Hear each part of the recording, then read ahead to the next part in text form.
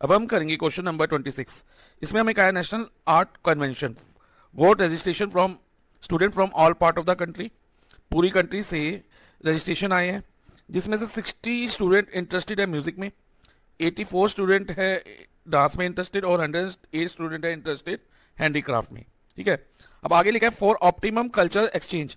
Organiser चाहते हैं कि वो क्या करें, मिनिमम नंबर ऑफ ग्रुप्स बने, जो स्टूडेंट्स हैं उनके मिनिमम नंबर ऑफ ग्रुप बने, और such that each group consist of student interested in sem art form, और हर ग्रुप में सेम आर्ट फॉर्म के ही बच्चे हों। जैसे कि अगर एक ग्रुप में म्यूजिक के ही हो, एक ग्रुप में इंटरेस्ट डांस के ही हो, या एक ग्रुप में हैंडीक्राफ्ट के ही हो, सेम नंबर होने चाहिए। And the number of student in each group is same, और हर ग्रुप में जो नंबर है वो सेम होगा। और सबसे पहले हमें फाइंड करना है number of student in each group. तो number of student in each group निकालने के लिए ध्यान से समझना बच्चा। देखो बच्चा, अब ऑर्गेनाइजर क्या चाहते हैं, ऑर्गेनाइजर चाहते हैं कि मिनिमम नंबर ऑफ ग्रुप्स हो, मिनिमम नंबर ऑफ ग्रुप्स हो। मिनिमम नंबर ऑफ ग्रुप्स कब होंगे, जब मैक्सिमम स्टूडेंट एक ग्रुप में आ जाएंगे। ग्रुप कब होंगे, जब एक ग्रुप में ज्यादा से ज्यादा बच्चे हम इन्वॉल्व कर लेंगे, यानी कि हाईएस्ट नंबर ऑफ स्टूडेंट होगा एक ग्रुप में। तो हाईएस्ट वर्ड आ गया हमारे पास। और number of student in each group उन्होंने कहा सेम है। सेम मीन्स कॉमन, और सेम का मतलब क्या हुआ, कॉमन। अब जो ग्रुप बनेंगे बच्चा, वो किन को डिवाइड करके बनेंगे, जो हमें नंबर दिए हैं, जैसे 60 को डिवाइड करके, 84 को डिवाइड करके और 108 को डिवाइड करके। यानी कि जो नंबर आएगा ना, वो इन तीनों का फैक्टर होगा। तो हमारे पास क्या बना, हाईएस्ट कॉमन फैक्टर। सो इस केस में हम हाईएस्ट कॉमन फैक्टर फाइंड करेंगे। ओके, तो हाईएस्ट कॉमन फैक्टर फाइंड करने के लिए हमें प्राइम फैक्टराइजेशन की जरूरत है। देखो बच्चा, प्राइम फैक्टराइजेशन मैंने ऑलरेडी करी हुई है।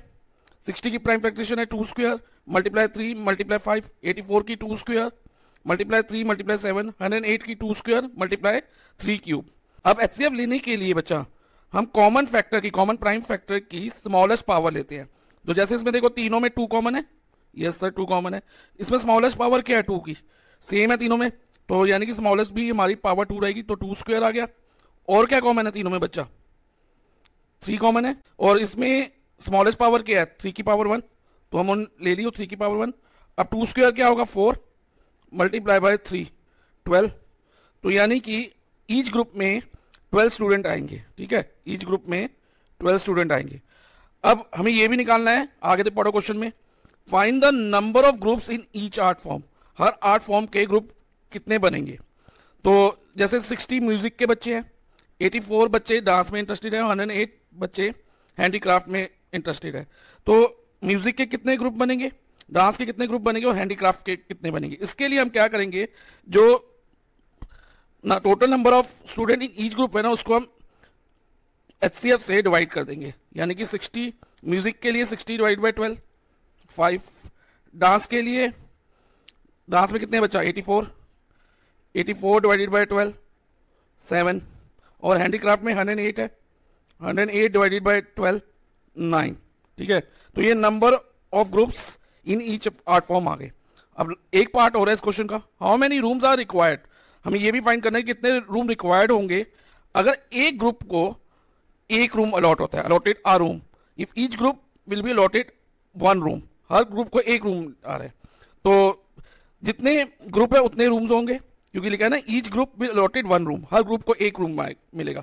तो टोटल कितने ग्रुप है, उतने ही नंबर ऑफ रूम्स होंगे। तो हम प्लस कर लेते हैं ग्रुप्स को, 5 + 7 + 9, 5 + 7 12, 12 + 9 21। सो 21 रूम्स रिक्वायर्ड होंगे। अब हम करेंगे क्वेश्चन नंबर 27। इसमें हमें कहा है if alpha beta are the zeros of the quadratic polynomial. हमें एक क्वाड्रेटिक पॉलिनोमियल गिवन है 5x² + 5x + 1, और साथ में कहा है अल्फा एंड बीटा इसके जीरोज है। जब भी हमें किसी क्वाड्रेटिक पॉलिनोमियल के जीरो दे रहे होंगे, चाहे वो अल्फा बीटा की फॉर्म में हो, चाहे वो ए और बी की फॉर्म में हो, चाहे वो किसी और वेरिएबल की फॉर्म में हो, तो हम सबसे पहले सम ऑफ जीरोज और प्रोडक्ट ऑफ जीरोज निकालेंगे। जैसे sum of zero alpha + beta minus b/a होता है, और product of zero alpha beta c/a होता है। और अब ए बी सी की वैल्यू हमें कहाँ से मिलेगी, उसके लिए हमें general form of quadratic polynomial पता होनी चाहिए, which is ax² + bx + c। इसमें a जो x² का कोफिशिएंट है, b x का कोफिशिएंट है और c कांस्टेंट टर्म है। तो सबसे पहले हम सम ऑफ जीरो अल्फा + बीटा निकालते हैं, विच इज -b/a, जो -b/a है। तो b मैंने भी बताया आपको x का कोफिशिएंट विच इज 5, और ए एक्स स्क्वायर का कोफिशिएंट वो भी 5 ही है, इसलिए देखो एक्स स्क्वायर का कोफिशिएंट 5 है, और 5 डिवाइडेड बाई 5 1 होगा, और माइनस का साइन आ जाएगा -1, और C upon A, C constant term which is 1 जो 1 है, और अगेन ए एक्स स्क्वायर का कोफिशिएंट जो 5 है, तो 1/5, तो प्रोडक्ट ऑफ 0 1/5 आ गया। अब हम फर्स्ट पार्ट करते हैं इसका, हमें वैल्यू निकालनी है फर्स्ट पार्ट में alpha square plus beta square की। अब alpha square plus beta square की वैल्यू निकालने के लिए हम देखेंगे alpha square plus beta square का फॉर्मूला क्या होता है, तो हम इसका फॉर्मूला बनाते हैं। वो कैसे बनेगा बच्चा, alpha plus beta whole square का फॉर्मूला यूज करके। Alpha plus beta whole square क्या होता है, alpha square plus beta square plus 2 alpha beta, एक तरह से A plus B whole square का फॉर्मूला ये। अब इसमें यहाँ ध्यान दो, इधर हमारे पास alpha square plus beta square है ना, इसकी वैल्यू हमें चाहिए, तो हमें क्या करना चाहिए, जो ये 2 अल्फा बीटा है उसको alpha plus beta whole square के साथ शिफ्ट कर दो, तो alpha plus beta whole square minus 2 alpha beta is equal to alpha square plus beta square. इससे हमें alpha square plus beta square का फॉर्मूला मिल गया, तो एक तरह से हमने ये फॉर्मूला बना लिया, ठीक है। तो या तो आप ये फॉर्मूला याद रख लो, या आप ऐसे ड्राइव करके भी कर सकते हो। अब alpha square plus beta square की वैल्यू निकालनी है, तो alpha square plus beta square को आप ऐसे ही रहने दो, और आपके पास अल्फा प्लस बीटा की वैल्यू है जो हमने यहाँ पर निकाली है -1, तो ये -1 का स्क्वायर लिख दो बच्चा, और 2 अल्फा बीटा यानी कि अल्फा बीटा कितना निकला 1/5, तो 2 मल्टीप्लाई बाई 1/5। अब -1 का स्क्वायर क्या होगा, -1 इंटू -1, तो माइनस माइनस प्लस हो गया, और 1 इंटू 1 1, तो +1 -2/5। अब 1 के नीचे कुछ नहीं तो 1 लगा लो, और उसके बाद 1 और 5 का एलसीएम लो, 1 और 5 का एलसीएम 5 आएगा। अब देखो बेटा 1 को 5 से मल्टीप्लाई करके 5 मिलता है, तो हम न्यूमरेटर वाले 1 को भी 5 से मल्टीप्लाई कर देंगे, तो यहाँ पर हमारे पास आ जाएगा 5 माइनस, अब 5 के टेबल में 5 1 पे आता है, तो 2 मल्टीप्लाई बाई 1 2 हो जाएगा, 5 माइनस 2 3, तो 3/5। तो हमारा alpha square plus beta square की वैल्यू आ गई 3/5। अब नेक्स्ट हमें निकालनी है value alpha raise to power -1 plus beta raise to power -1 की, तो इसको हम कॉपी कर लेते हैं। अब जब भी पावर बच्चे नेगेटिव होती है ना, हम बेस का रेसिप्रोकल करते हैं, तो अगर हमें अल्फा रेज टू पावर -1 दी होगी ना, तो हम इसको 1/अल्फा रेज टू पावर +1 कर लेंगे, और लेकिन +1 पावर हम लिखते नहीं है, तो हम इसको अल्फा 1/अल्फा ही लिखेंगे। इसी तरह से हम बीटा रेज टू पावर -1 को 1/बीटा लिख लेंगे। अब एलसीएम ले लो, अल्फा बीटा एलसीएम होगा। अब अल्फा बीटा हमने एलसीएम ले लिया। अब देखो बच्चा अल्फा को किससे मल्टीप्लाई करके अल्फा बीटा आता है, बीटा से, तो अल्फा बीटा और alpha into beta alpha beta होता है, तो 1 को भी आप बीटा से मल्टीप्लाई कर दो, तो न्यूमरेटर में बीटा आ जाएगा। अब बीटा को किससे मल्टीप्लाई करें, अल्फा बीटा आ जाए तो अल्फा से, तो अल्फा बीटा, तो हम 1 को भी अल्फा से मल्टीप्लाई कर देंगे, तो इधर अल्फा हो जाएगा, तो ये बीटा प्लस अल्फा हो गया। बीटा प्लस अल्फा को हम अल्फा प्लस बीटा भी लिख सकते हैं अपॉन अल्फा बीटा। अब वैल्यू डाल दो अल्फा प्लस बीटा की जो -1 है, और अल्फा बीटा की 1/5 है। अब -1 इंटू ये जो डिनोमिनेटर में फ्रैक्शन है ना, देखो बच्चा ये 1/5 इसका रेसिप्रोकल हो जाएगा, तो -1 इंटू 5/1 हो जाएगा, तो ये -5/1, और -5 को 1 से डिवाइड करते हैं तो -5 आएगा, तो हमारा आंसर हो गया -5। इस क्वेश्चन में हमें कहा गया है sum of 2 digit number. 2 digit number कौन से होते हैं, वो स्टार्ट होते हैं 10 से और 99 तक जाते हैं, 10 to 99 2 डिजिट नंबर होते हैं।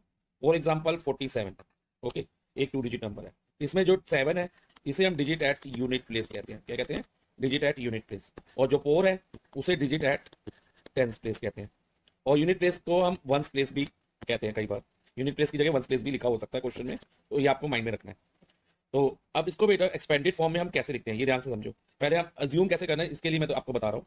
तो इसको हम एक्सपेंडेड फॉर्म में कैसे लिख सकते हैं, 47 को 4 इंटू 10 40 प्लस 7, इस तरह से लिख सकते हैं कि 4 10 40 होता है, 40 प्लस 7 47। तो ये एक्सपेंडेड फॉर्म आपने बेटा अपनी जूनियर क्लासेस में करी हुई है। अब अगर मैं इसको एल्जेब्रिकली लिखूँ, एल्जेब्रिकली मतलब एक्स और वाई के टर्म्स में लिखूँ, तो डिजिट एट टेंस प्लेस में एक्स ले लूँ, तो 4 की जगह क्या हो जाएगा, एक्स हो जाएगा, तो ये बन जाएगा एक्स मल्टीप्लाई 10, और यूनिट प्लेस में हम वाई मान लें, यानी कि 7 की जगह वाई आ जाएगा, तो ये नंबर क्या फॉर्म होगा, एक्स मल्टीप्लाई 10 10x होता है प्लस वाई। तो एल्जेब्रिकली 2 डिजिट नंबर जो होगा ना, it's always 10x plus Y. अगर digit at tens place x है और digit at ones place y हो, तो हमेशा क्या होगा 10x प्लस वाई। तो हम अजम्पशन करते हैं पहले, डिजिट एट टेंस प्लेस भी x हमने मान ली, and digit at unit place y assume कर ली, ये अज्यूम करा हमने। अब रिक्वायर्ड नंबर मैं आपको बता चुका हूं क्या होगा, 10x प्लस वाई। आप क्वेश्चन को ध्यान से पढ़ो बेटा, और इक्वेशन बनानी है हमने। इसमें लिखा है the sum of 2 digit number, 2 digit number ये हो गया, and the number obtain by reversing the digit. अब ध्यान से सुनना बेटा, the number obtain, new number हमें एक मिलेगा, ऑब्टेन मींस मिलना। कैसे मिलेगा new number? By reversing the digit, digit को रिवर्स करके, यानी कि जो डिजिट टेंस प्लेस पे है वो यूनिट प्लेस पे चली जाएगी और यूनिट प्लेस वाली डिजिट टेंस प्लेस पे चली जाएगी। अब टेंस प्लेस पे एक्स थी तो अब यूनिट प्लेस में एक्स हो जाएगी, और यूनिट प्लेस पे वाई थी, अब जो ये वाई है टेंस प्लेस पे चला जाएगा, यानी कि टेंस प्लेस पे डिजिट वाई हो जाएगी, तो एक डिजिट इंटरचेंज हो गई।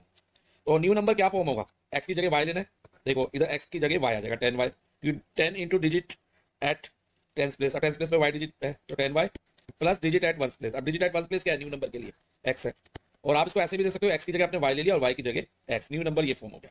अब हम इक्वेशन इजीली बना सकते हैं। देखो बेटा क्या लिखा था, सम, सम मींस एडिशन, किसकी एडिशन? टू डिजिट नंबर, यानी कि रिक्वायर्ड नंबर वो कौन सा है? 10x प्लस वाई, इसका सम, सम के लिए हम प्लस का साइन डालेंगे, किसके साथ? The number obtain by reversing the digit, जो न्यू नंबर फॉर्म होगा, डिजिट को रिवर्स करके क्या फॉर्म होगा? New number 10y plus x, okay, is equal to कितना है बेटा? 66, 66। अब इक्वेशन हम इसको सॉल्व करते हैं और equation linear equation two variable form करते हैं। ऑन ओपनिंग ब्रैकेट क्या होगा बच्चे? 10x plus Y plus 10y plus plus plus रहेगा plus x is equal to 66। इसमें like terms x plus x, 10x plus x, sorry 10x plus x 11x हो जाएगा, और y प्लस 10y ये हमारा 11y हो गया, इज इक्वल टू 66। अब इसकी ईच टर्म बेटा 11 से डिविजिबल है, इस इक्वेशन की हर एक टर्म, तो 11 से हम हर टर्म को डिवाइड कर देंगे। अगर ऐसा हो तो बेटा हमें डिवाइड कर देना कॉमन डिवाइजर से। अब 11 से 11 कटेगा तो 1x, और 1x को हम x लिख सकते हैं, और इसको काटा x प्लस वाई, और 66 को 11 से डिवाइड करेंगे 6, तो x plus y is equal to 6। ये इक्वेशन 1 कंसीडर हो जाएगी। अब बेटा ध्यान से समझना इक्वेशन 2 कैसे बनेगी। इक्वेशन 2 के लिए आप ये ध्यान से पढ़ो, if the digits of the number differ by 2, यानी कि हमने दोनों digits, digit at tens place और डिजिट एट वंस प्लेस का डिफरेंस दिया है। डिजिट एट टेंस प्लेस क्या है? x, और डिजिट एट वंस या यूनिट प्लेस y है, तो इन दोनों का डिफरेंस हमें 2 दिया है। और डिफरेंस जब भी गिवन होगा बेटा दो केसेस अराइज करते हैं। पहला केस होगा x minus y is equal to 2, इसमें ये मान के चलते हैं कि x जो है y से ग्रेटर है, यानी कि x y से बड़ा है। और दूसरा केस होता है y minus x is equal to 2, ठीक है, इसे हम इक्वेशन 2 कंसीडर कर लेते हैं और इसे हम इक्वेशन 3। अगर हम डिटरमाइन कर पाए कि x और y में से कौन सा नंबर बड़ा है, तो हम अकॉर्डिंगली इसको चूज कर लेंगे। इक्वेशन 1 को अगर हमें पता चल जाए कि x बड़ा है तो इक्वेशन 1 और इक्वेशन 2 को सॉल्व करेंगे, और अगर हमें पता चल जाए इक्वेशन y बड़ा है तो हम इक्वेशन 1 और इक्वेशन 3 को सॉल्व करेंगे। लेकिन इन केस हमें नहीं पता चलता, जैसे कि इस क्वेश्चन में हमें ये नहीं कंफर्म कर पा रहे कि x ग्रेटर है या y ग्रेटर है, क्योंकि हमें इन दोनों का सम दिया हुआ है x plus y is equal to 6, तो हम डिटरमाइन नहीं कर पा रहे कि कौन सा नंबर ग्रेटर है, और ना ही क्वेश्चन में मेंशन है। तो हम क्या करेंगे, पहले हम इक्वेशन 1 और इक्वेशन 2 को सॉल्व करेंगे, देन इक्वेशन 1 और इक्वेशन 3 को सॉल्व करेंगे। तो मेथड हम कोई भी यूज कर सकते हैं, सब्स्टिट्यूशन या एलिमिनेशन में से, तो इसको एलिमिनेशन मेथड से सॉल्व करना थोड़ा इजी रहेगा, तो हम उसी से सॉल्व करेंगे। पहले हम करेंगे सॉल्विंग इक्वेशन 1 एंड 2, तो इसमें बेटा डबल आंसर निकलेंगे। जब हम इक्वेशन 1 और 2 को सॉल्व करेंगे और इक्वेशन 1 और 3 को सॉल्व करेंगे तो दो आंसर्स हमें मिलेंगे, x और y की डबल वैल्यूज मिलेगी। तो पहले इक्वेशन 1 और 2 को सॉल्व कर रहे हैं, तो उसके लिए पहले इक्वेशन 1 को लिखेंगे x plus y is equal to 6, equation 1 है, और इक्वेशन 2 क्या है? x minus y is equal to 2। On solving देखो बेटा इन दोनों में साइन y के कोफिशिएंट सेम है और साइन डिफरेंट है, तो हम plus y minus y cut कर सकते हैं।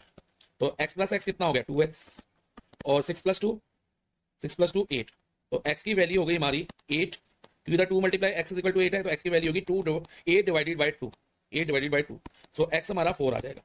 अब ये जो वैल्यू निकली x की, इसको हम इक्वेशन 1 या इक्वेशन 2 में से किसी एक इक्वेशन में सब्स्टिट्यूट करेंगे।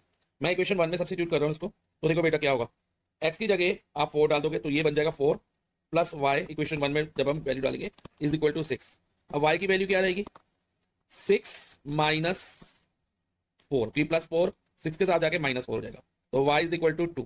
तो रिक्वायर्ड नंबर क्या निकला जब हमने इक्वेशन 1 और 2 को सॉल्व किया? रिक्वायर्ड नंबर कैसे निकालते हैं? टेंस, पहले हम डिजिट एट टेंस प्लेस और फिर डिजिट एट यूनिट प्लेस लिखते हैं। अब डिजिट एट टेंस प्लेस हमने x अज्यूम करी थी, और वो कितनी फाइंड हुई है बेटा? 4 हुई है, तो हम 4 लिख देंगे। और डिजिट एट यूनिट प्लेस हमने y अज्यूम करी थी, देखो digit at unit place y, और y की वैल्यू क्या आई 2, तो रिक्वायर्ड नंबर 42 हो गया। अब हम इसको बेटा एक आंसर तो हमारा ये हो गया, इसमें एक से ज्यादा आंसर होगा, बिकॉज अब हम इक्वेशन 1 और इक्वेशन 3 को सॉल्व करेंगे। तो पहले हम इक्वेशन 1 यहाँ कॉपी कर लेते हैं, x plus y is equal to 6, और इक्वेशन 3 क्या है हमारी? y minus x is equal to 2। लेकिन बेटा ध्यान रखना है x के नीचे x वाली टर्म आनी चाहिए और y के नीचे y वाली टर्म आनी चाहिए सॉल्व करते वक्त। तो अब x के नीचे x वाली टर्म कौन सी है इक्वेशन 3 में? माइनस एक्स, तो यहाँ माइनस एक्स आ जाएगा प्लस y। और y के नीचे y वाली टर्म और यहाँ पर इज इक्वल टू 2। अब बेटा plus minus minus x plus x minus x bracket cut हो गया और y प्लस y कितना होगा 2y और 6 प्लस 2 8। अब y की वैल्यू क्या हुई 8 upon 2, 2 multiply by y is equal to 8 है तो y की वैल्यू 8 डिवाइडेड बाय 2 4 हो जाएगी। अब x की वैल्यू निकालनी है तो या तो इक्वेशन 1 में वैल्यू डाल दो या इक्वेशन 3 में, क्योंकि हमने 1 और 3 को सॉल्व किया है तो मैं इक्वेशन 1 में ही डालता हूँ तो आसान रहेगा बेटा। हमारे लिए y की वैल्यू इक्वेशन 1 में डालते हैं तो पहले हमारे पास x है, अब प्लस y की जगह क्या आ जाएगा 4 इज इक्वल टू 6 और x क्या होगा अब प्लस 4 6 के साथ जाके माइनस 4 हो जाएगा तो x की वैल्यू हो गई हमारी 2। अब इस केस में रिक्वायर्ड नंबर क्या हुआ बेटा, ध्यान से समझना। रिक्वायर्ड नंबर हो गया हमारा डिजिट एट टेंस प्लेस। हमने क्या अज्यूम करा था x और x की वैल्यू क्या आई 2y। डिजिट एट टेंस, पहले हम टेंस प्लेस लिखते हैं फिर यूनिट प्लेस, जैसे कि अभी तक मैंने एक्सप्लेन किया। और यूनिट प्लेस हमने क्या अज्यूम किया था digit at unit place y लिया था, y लिया था ना, यस सर y लिया था। तो y की जगह आप y की वैल्यू डाल दो जो इक्वेशन 1 और 3 को सॉल्व करके आई 4। तो यूनिट तो नंबर क्या फॉर्म हुआ required number 24। So how many such numbers are there, there are 2 numbers. यहाँ से 2 नंबर्स आ गए, एक नंबर 42 और दूसरा 24। तो फाइनल आंसर हम लिख सकते हैं बेटा इधर रिक्वायर्ड नंबर्स आर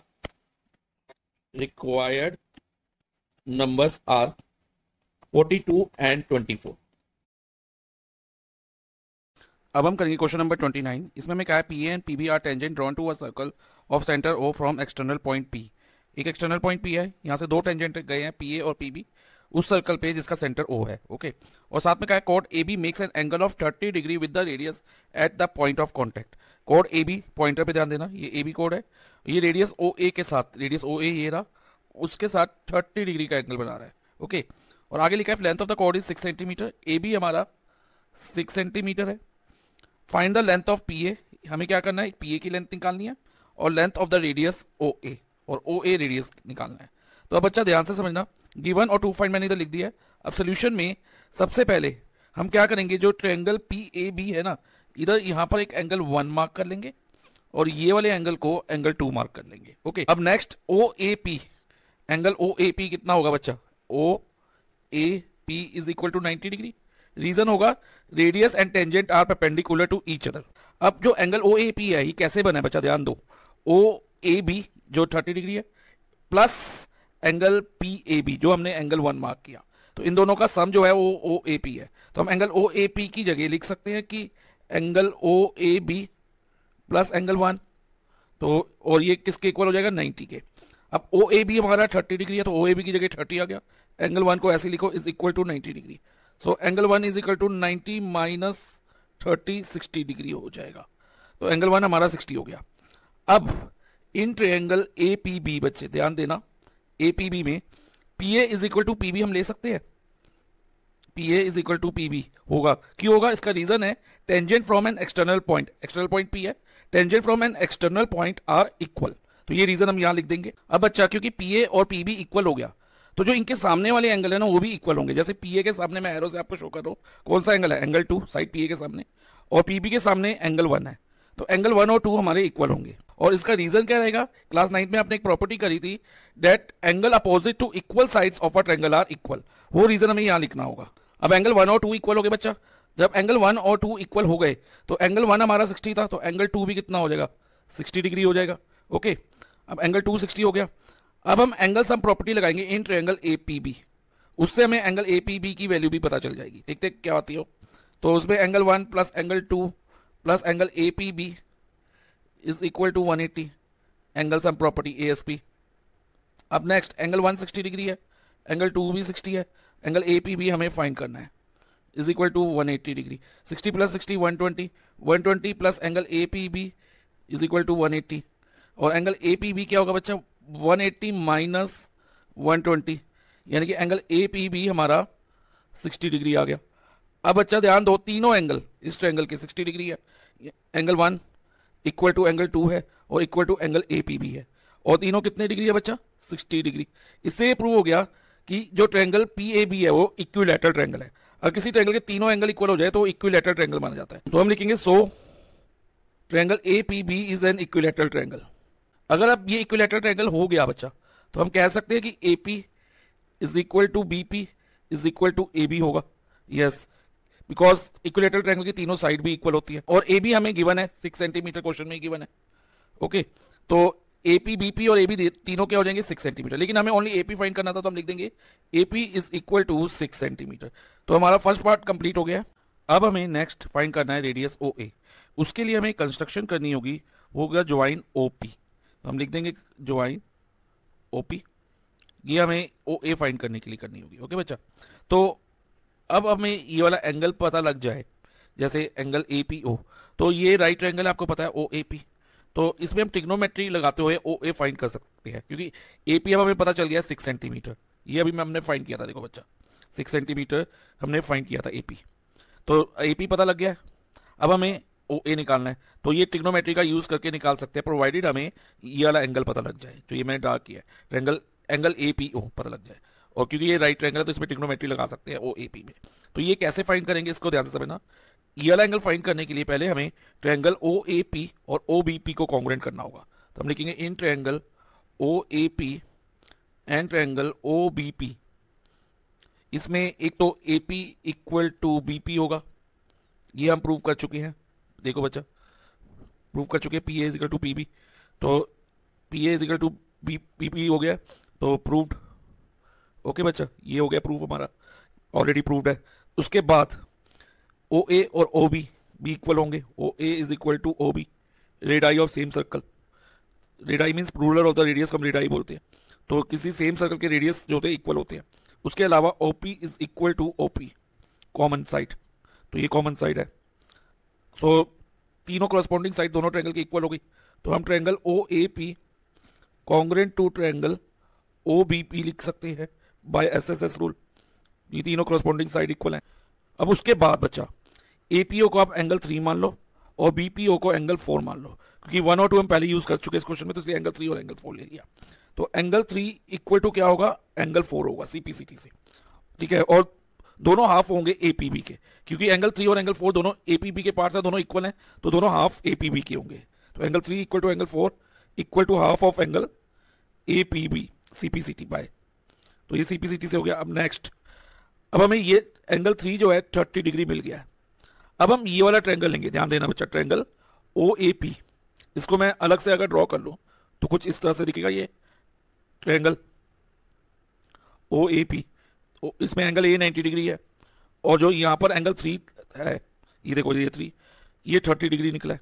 ओके, और ए पी जो है 6 सेंटीमीटर है, हमें ओ ए निकालना है, यानी कि रेडियस ओ ए, अगर एक्चुअल फिगर में देखें तो ओ ए रेडियस है, तो ओ ए निकालना है, तो हम ये ट्रिग्नोमेट्री लेके निकाल सकते हैं। अब देखो बच्चा, 90 के सामने वाली साइड हमेशा हाइपोटेन्यूज कहलाती है, ओपी, वो चेंज नहीं होती, लेकिन जो एंगल दिया रहता है ना उसे हम थीटा कहते हैं एंगल को, जैसे इधर थीटा कितना 30 डिग्री, इसके सामने वाली साइड परपेंडिकुलर होगी, यानी कि ओ ए परपेंडिकुलर होगी और ए पी बेस होगा, तो साथ वाली साइड होती है वो बेस होती है। तो अब हम वो रेशियो देखेंगे ट्रिग्नोमेट्री का जिसमें परपेंडिकुलर और बेस दोनों आते हो, तो पी अपॉन बी किस में आते हैं, टेन थीटा में, तो यानी कि थीटा की जगह तो हमने 30 लेना है, so tan 30 is equal to O A upon A P. Okay, अब अगर हम tan 30 ट्रिग्नोमेट्रिक टेबल में देखें तो उसकी वैल्यू होती है बच्चा 1 अपॉन रूट 3। ट्रिग्नोमेट्रिक टेबल आपको या तो लर्न होना चाहिए, जो कि आपके एनसीईआरटी बुक में दिया हुआ है, या आपको फॉर्म करने आना चाहिए, और फॉर्म करने की ट्रिक जो बच्चा है मैंने एक सेपरेट वीडियो में एक्सप्लेन किया है, उसका लिंक डिस्क्रिप्शन में प्रोवाइडेड है। ओके बच्चा, अब ओ ए हमें फाइंड करना है और ए पी हमें 6 दे रखा है, तो ओ ए अपॉन 6। अब ओ ए की वैल्यू निकालने के लिए बच्चा हमें क्या करना होगा, क्रॉस मल्टीप्लाई, ओ ए इंटू रूट 3 कर दो, तो ये हो जाएगा रूट 3 ओ ए, और 1 इंटू 6, 1 को किसी भी नंबर से मल्टीप्लाई करो तो सेम नंबर आता है, तो 1 मल्टीप्लाई 6 6 हो जाएगा, और ओ ए की जो वैल्यू होगी ना बच्चा, इधर रूट 3 मल्टीप्लाई हो रहा है ओ ए के साथ, तो ये एल एच एस से आर एच एस में जाके डिवाइड में चला जाएगा। अब हम इसको रैशनलाइज करेंगे ओ ए की वैल्यू को, क्योंकि डिनोमिनेटर में इरेशनल नंबर है, रूट 3 है, तो ये कैसे रैशनलाइज होगा, ऊपर नीचे डिनोमिनेटर और न्यूमिनेटर दोनों में रूट 3 से मल्टीप्लाई दे दो, तो O A is equal to 6 root 3 upon root 3 into root 3, root 9 होता है, और रूट 9 अल्टीमेटली बच्चा 3 बन जाता है, तो रूट 9 3 बन गया, और अब इसको कट करो, 3 1 3, 3 2 6, तो ओ ए हमारा 2 रूट 3 आ गया, तो फाइनली हमें रेडियस भी मिल गया 2 रूट 3। तो टेंजेंट तो हम पहले फाइंड कर चुके थे, टेंजेंट ए बी 6 सेंटीमीटर और radius O A 2 root 3 centimetre is our answer. अब हम करेंगे क्वेश्चन नंबर 29 का और पार्ट। इसमें हमें कहा है 2 tangent TP and TQ are drawn to a circle with centre ओ।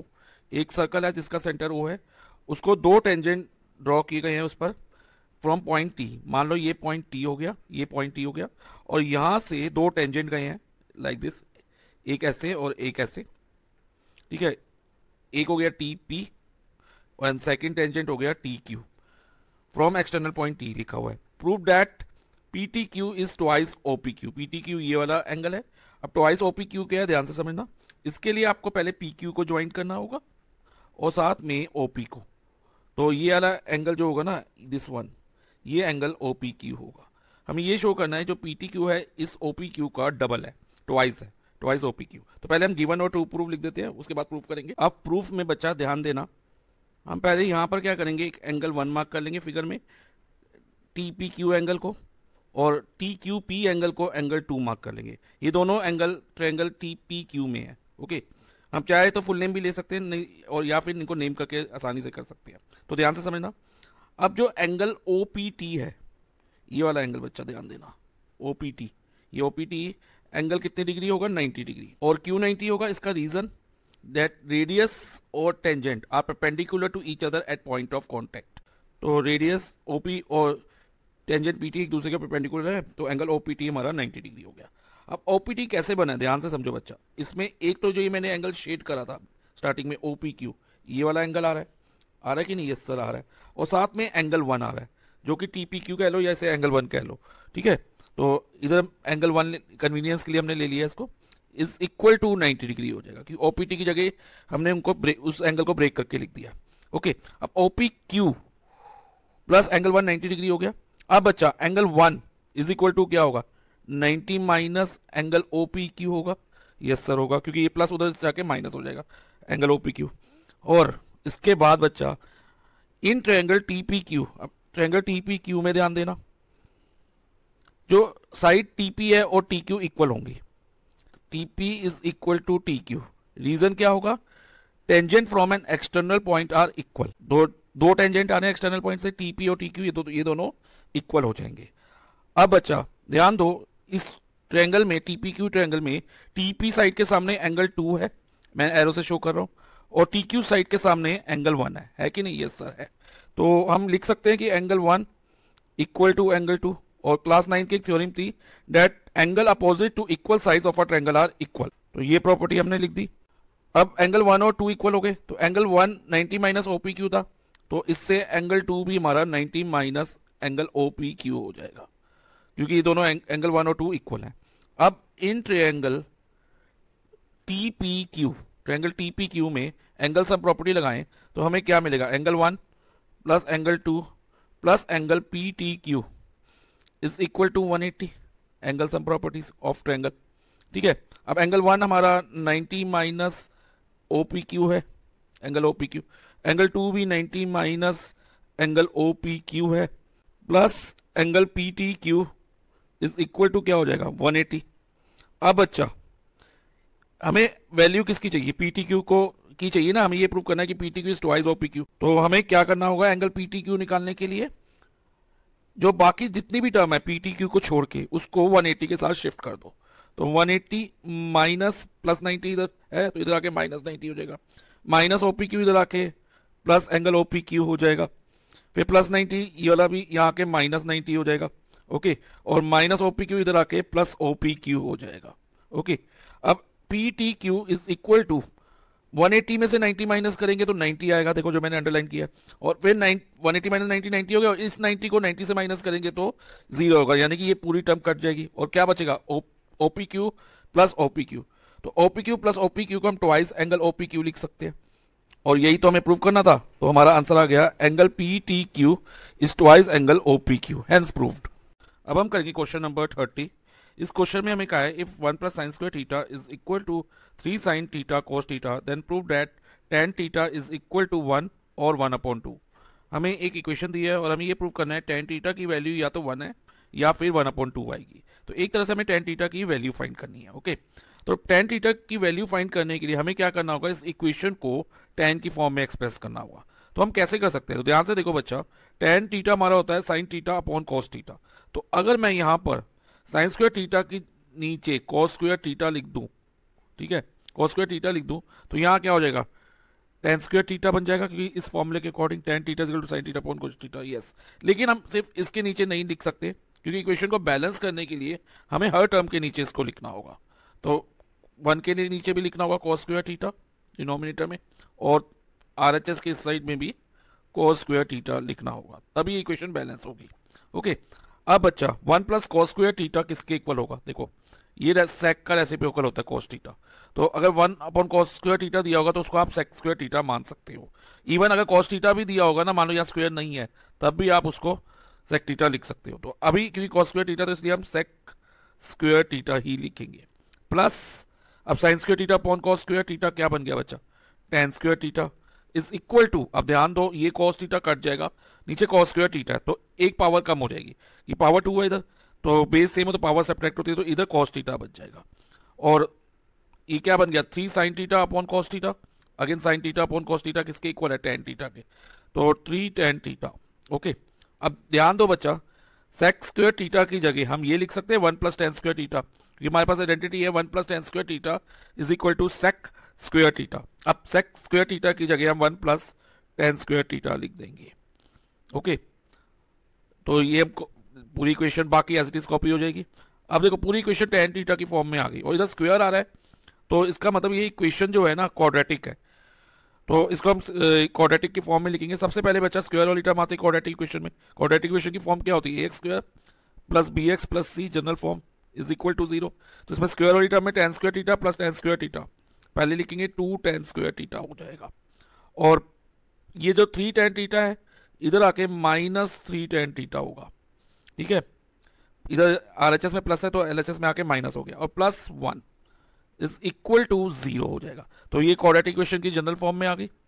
अब अगर हम tan थीटा को x एज्यूम कर ले, या कोई भी वेरिएबल ले लो, ठीक है, तो मैं tan थीटा को x ले रहा हूं अभी, तो लिख देंगे let tan theta is equal to x, तो 2x स्क्वायर हो जाएगा, इधर tan स्क्वायर थीटा की जगह x स्क्वायर आ जाएगा, माइनस 3x, क्योंकि tan थीटा को हमने x लिया तो tan थीटा की जगह x आ गया, तो minus 3x plus 1 is equal to 0।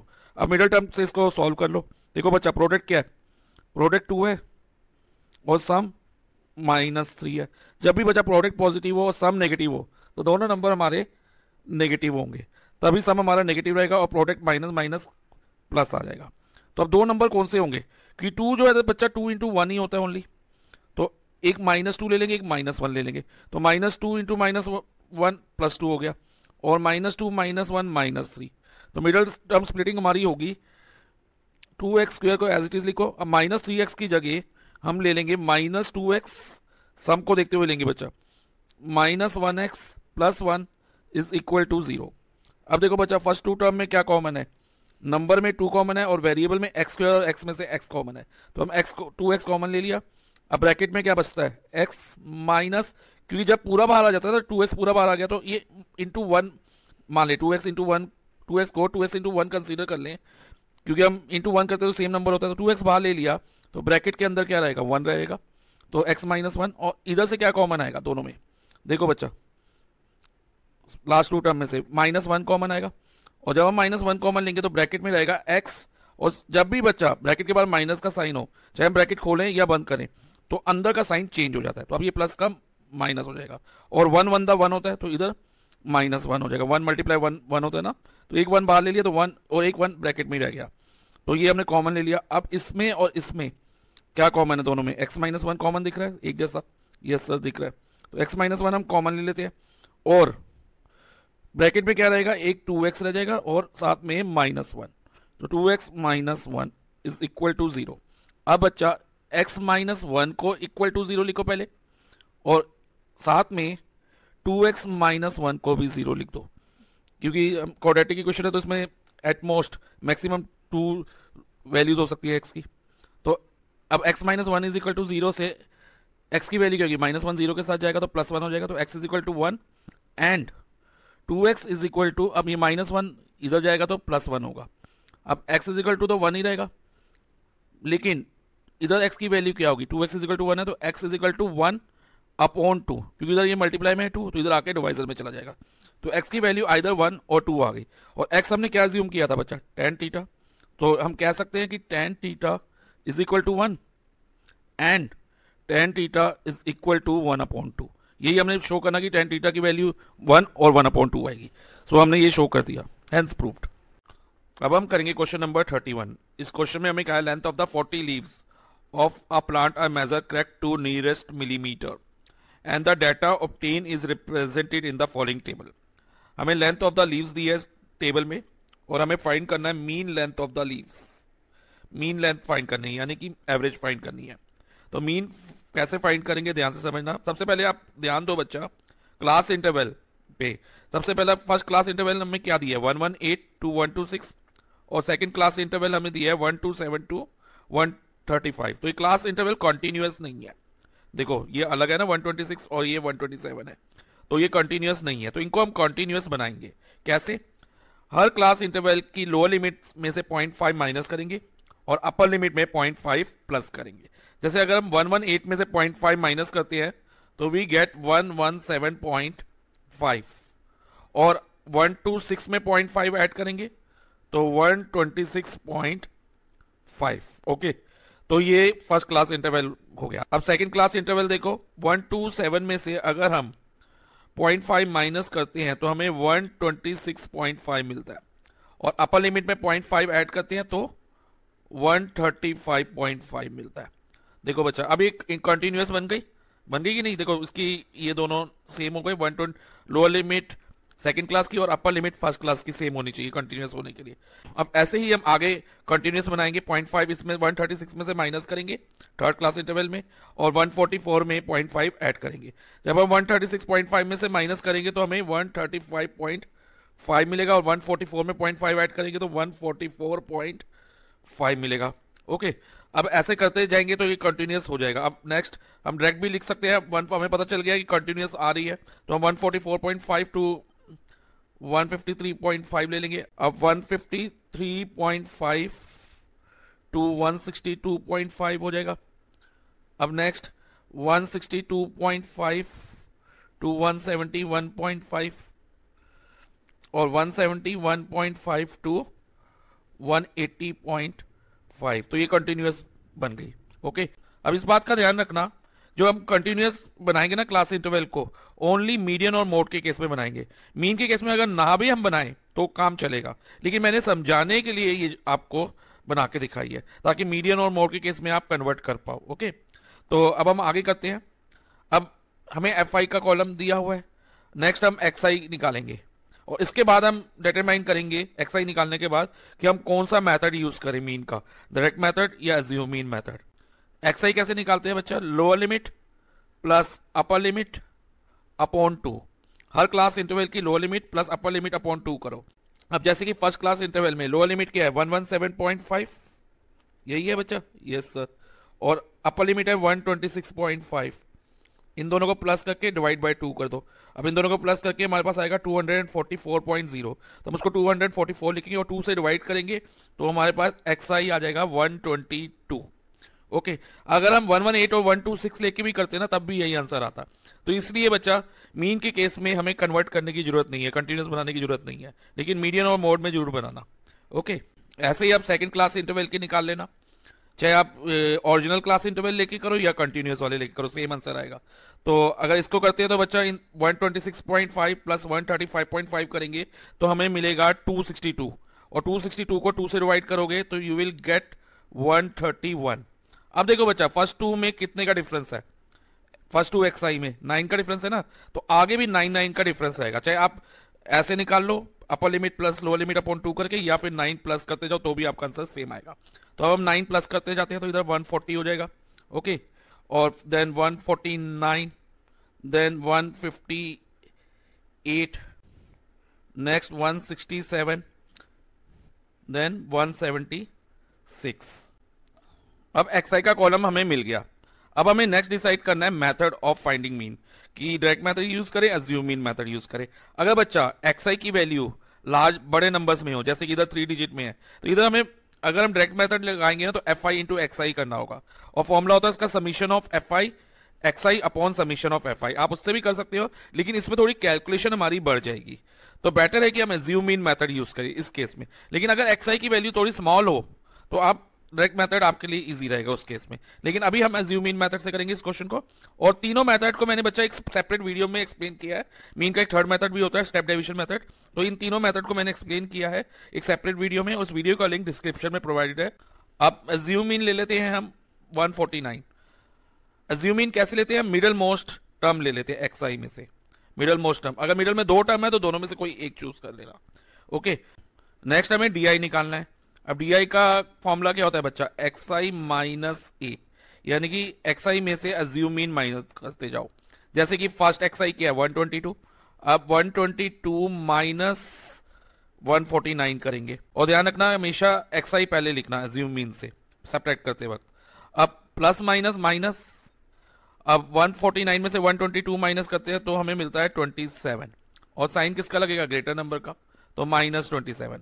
तो फर्स्ट केस में हमारा माइनस 27 आ गया डी। अब सेकंड 131 में से अगर 149 माइनस करेंगे तो हमें माइनस 18 मिलेगा।